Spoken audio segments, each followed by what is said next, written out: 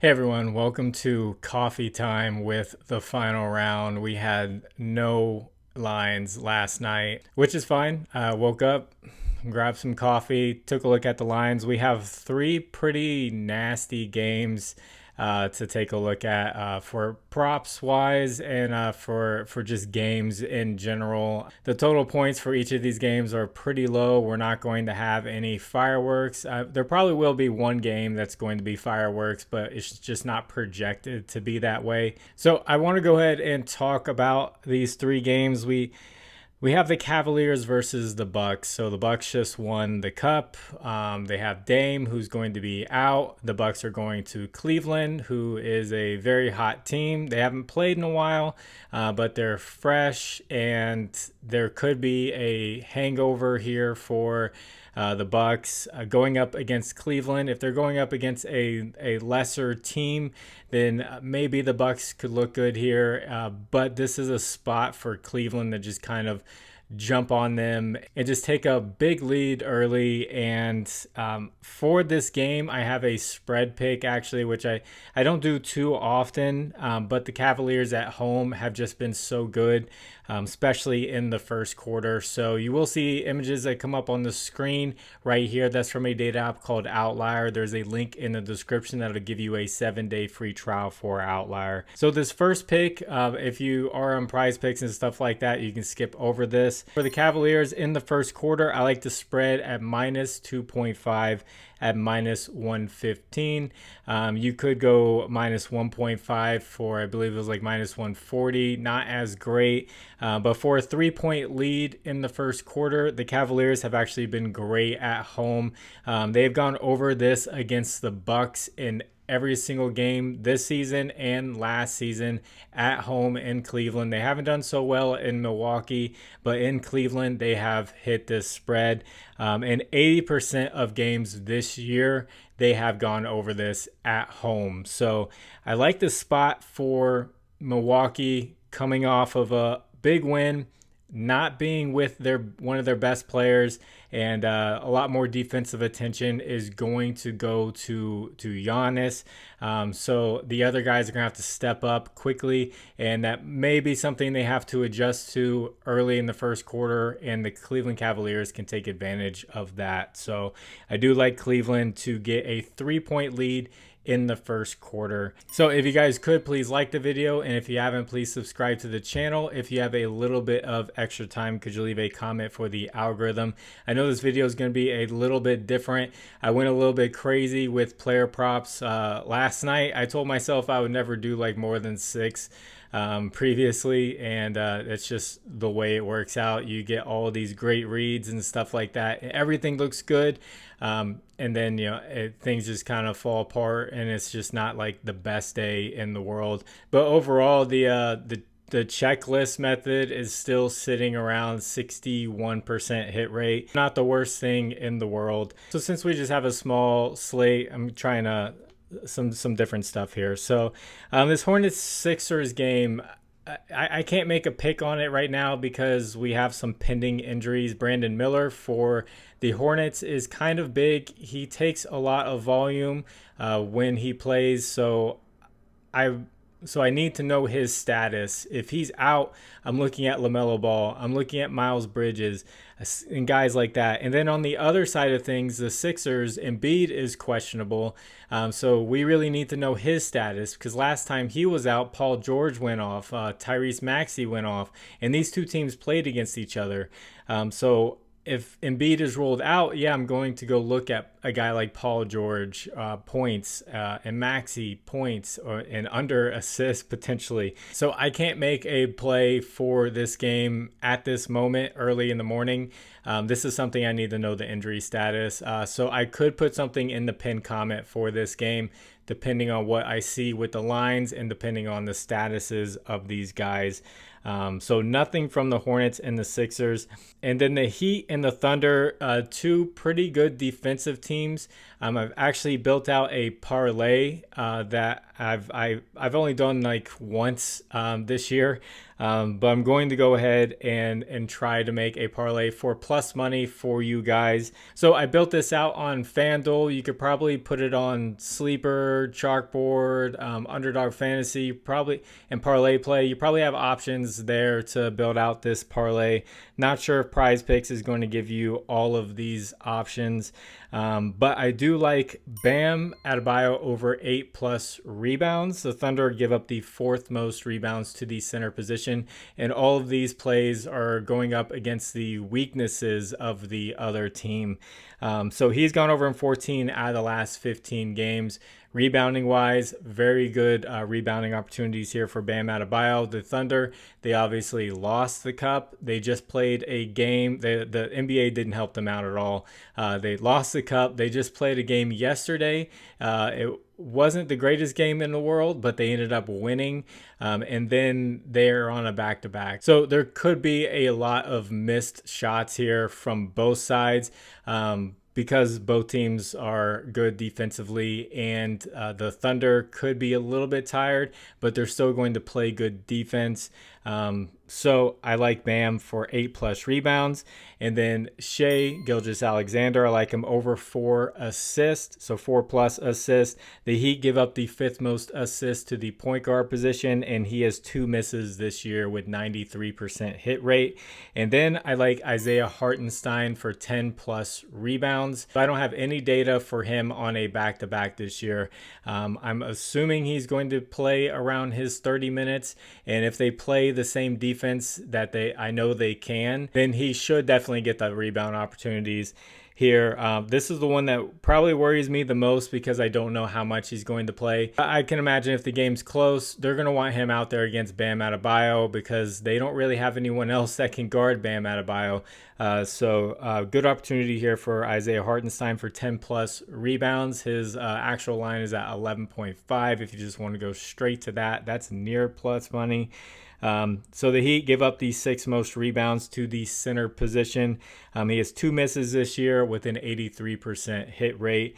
And then I also decided just to throw in, this is what put it up to plus money. It was at near even money, but putting this made it plus 120 range.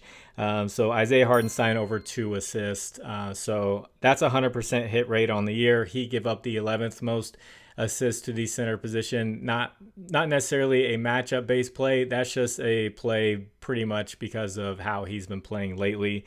So just throwing in the 2 assists. Hopefully he doesn't just get 1 and just ruin this, because this is what made it plus 120. So that's Bam 8+ rebounds, Shai 4 assists, Isaiah Hartenstein for 10, and then Hartenstein 2 assists. I did look at Hartenstein double-double as well. That's around plus 100. The rebounds should be the easy part for him. It's just going to be scoring against this Heat defense. The Heat defense is pretty good against the center position. He has done well scoring lately against some tough defenses. So you could look at that as well. Just Isaiah Hartenstein double-double. I don't mind the hit rates, and I don't mind the matchups. So Cavaliers, I like them to jump out early on the Bucks.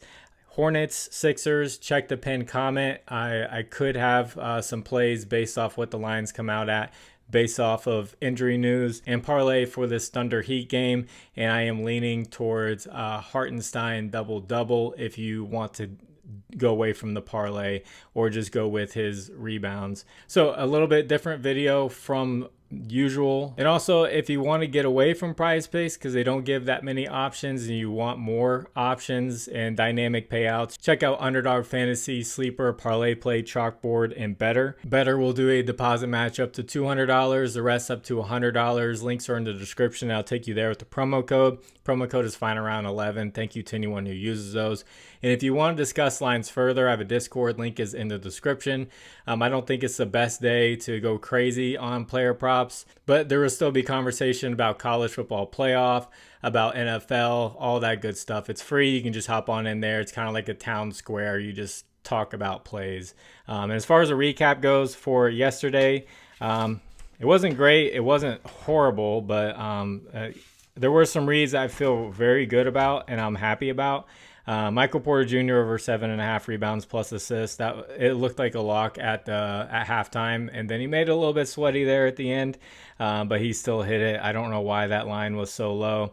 Jordan Clarkson over 14.5 points. A lot of people in the Discord are like, this was an awful pick, and I had to keep showing them.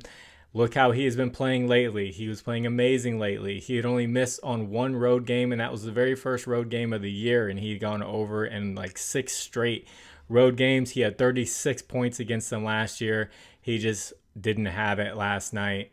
He was turning the ball over a lot. He was missing a bunch of shots. He scored 3 points. He was frustrated. He ended up getting ejected. So Jordan Clarkson, he's not a guy I'm going to ban or anything like that, but I'm definitely going to look for his line to be lower in the future. Based off this performance, if we get a lower line, I could still take a look at it if it's a good matchup. Next pick was Kevin Durant over 4.5 first quarter points. He got the shots up. He just made one of them. He had only one miss on the year with that. It just is what it is with those first quarter props. They just have to hit it on those limited amount of shots that they get. I did mention the matchup was the best matchup for him, so he ended up going over his full game points. So if you didn't like first quarter props, or if you don't have access to them, then I hope you went with full game points, and you would have hit that. Cade Cunningham over 33.5 points plus assist. I saw his assist line was pretty high, so I went ahead and added points to it. He missed his assist. He missed his rebounds assist that had been hitting for like forever. His points against the Jazz historically has just been amazing. So he ended up, the points pretty much just pushed it over, and the assist didn't really need to be there, but it was there just in case he had a huge assist game. He hit that. Then I had Peyton Pritchard over 14.5 points. Now let me tell you, he is a great rebounder, and I was stuck at his points plus rebounds, but it had been bumped up so much. It had been bumped up to 18.5, all the way from 16.5. And I wanted it near, I would have taken 17.5. It ended up getting bumped down to 17.5 later in the day. He ended up with 14 points. He missed a couple of threes right there in the beginning of the fourth. Plenty of opportunities to go over. He ended up hooking on the points, but the points plus rebounds ended up going over. Even the bumped line, it ended up going over. So Peyton Pritchard rebounds is something to take a look at in the future. He rebounded very well. He ended up with 6 of them, and he got 20 points plus rebounds. So that was just me dodging the bump there, and I wish I would have had it at 17.5, but he hooked on that. Malik Monk over 5.5 assists. He was in absolute score mode last night, not in his distribution mode like he had been over the past few games. He was just taking a bunch of shots and he was scoring, which is fine. I get it. If you're feeling it, keep taking your shots. So he did not hit his assist. And then Victor Wembanyama, over 23.5 points. He crushed this. This read was pretty much Victor Wembanyama up against a fast-paced team. He does very well. He shoots a bunch of threes. He's good at it. He's getting better at it, which is crazy for his size. But when I see Victor Wembanyama in a fast-paced matchup again, I will continue to take that. And then I had some leans I threw out there, which I wish I would have taken over some of these. Pretty much all of them hit. So I wish I would have thrown those in there, but I had I mentioned Andrew Wiggins over 1.5 threes, that hit. I mentioned Zach Edey over rebounds, that hit. PJ Washington over 1.5 steals plus blocks, he crushed that. Miles Bridges over rebounds, assists, and I think he may have got points, but he hit those. I'm not sure about points. It was pretty close. So if he did PRA, he may have hit that, but still, it's always those lanes that end up being like the best plays. But the data looked good on all of these. For the main ones, it was 3 and 4. But like I said, the checklist is still hitting at 61%. So not something I'm going to completely go away from or anything like that. 61% is usually a pretty good hit rate in betting for people who single bet, not for the people who sit there and want to do 6 to 20 leg parlays. So I'm going to get this edited and get it out to you. God bless you all. It's final round. My name is Jordan. I will catch you on the next one. Bye.